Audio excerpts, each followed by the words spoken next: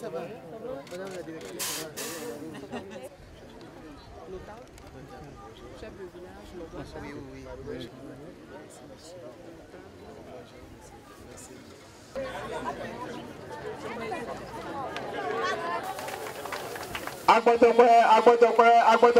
Voilà, pour l'applaudir très fort.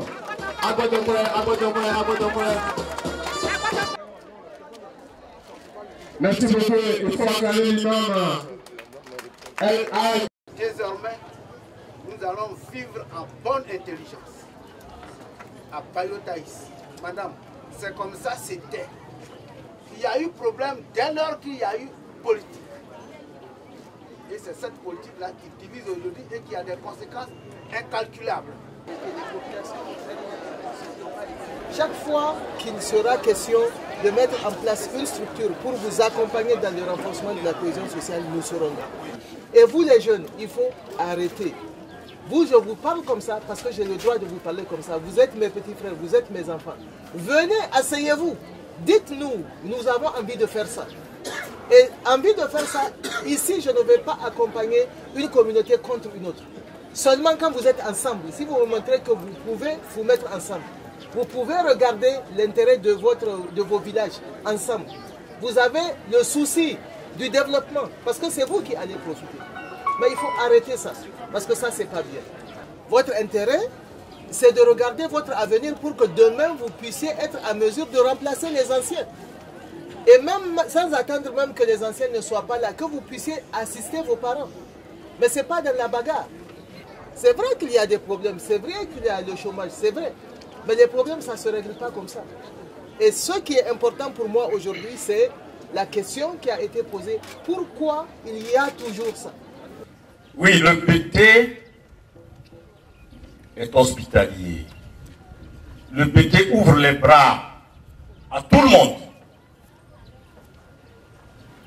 Et nos parents ont toujours vécu en parfaite intelligence avec tous ceux qui sont venus habiter avec eux. Les démons de la division, sémés par la politique politicienne, hélas, nous amènent à déplorer des morts dans nos rangs.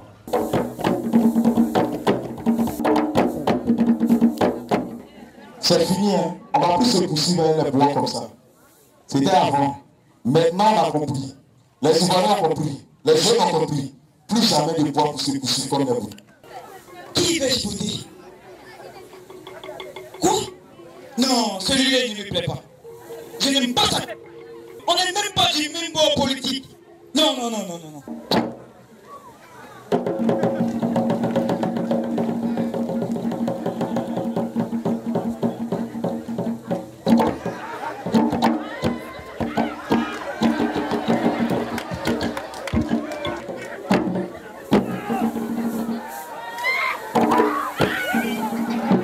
Mal de ma jeunesse.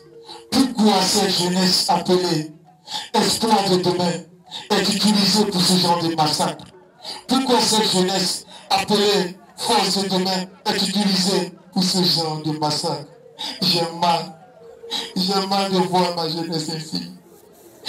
Ne devrions-nous pas épouser la pensée de Gandhi? Il faut que la justice soit appliquée afin de mettre fin à l'impunité. Car ici à Bayota, nous avons vu et nous voyons encore courir des gens qui ont été auteurs de certains crimes, qui ont été arrêtés, mais qui sont encore parmi nous. Les marches au plan politique doivent être pacifiques, autorisées, mais sans toutefois barrer les voies publiques et s'en prendre au bien des personnes. Même s'il y a lieu de les réprimer, le pouvoir revient aux policiers ou aux gendarmes et même à Madame le sous-préfet. Il n'était pas question que des individus se réclamant du pouvoir en place le fassent.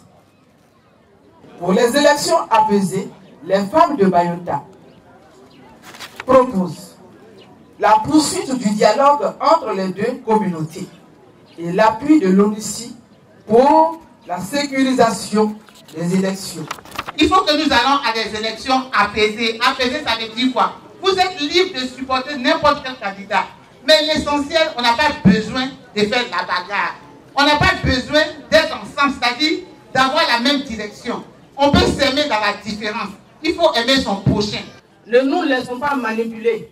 Parce que dès les premiers coups de fusil, ceux qui nous manipulent se retrouvent où ça? Ils se retrouvent à l'étranger. Ils se retrouvent ailleurs que là où nous sommes. Et puis, ils sont à l'abri avec leurs enfants. Vous qui marchez pour eux, c'est vous qui mourrez. C'est vos enfants qui meurent. C'est vos enfants qui sont blessés. C'est vos enfants qui se retrouvent mutilés. Ce sont vos femmes, vos filles qui se retrouvent violées. Ceux qui vous ont demandé de le faire, en ce moment-là, ils ne sont pas à vos côtés. Ayons le bon sens. Depuis ton indépendance, tu as été victime de violence. Depuis ton accession à la liberté, tu as été l'objet de ta casse. Et tes critiques toujours mal orientées se sont dirigées vers l'Occident.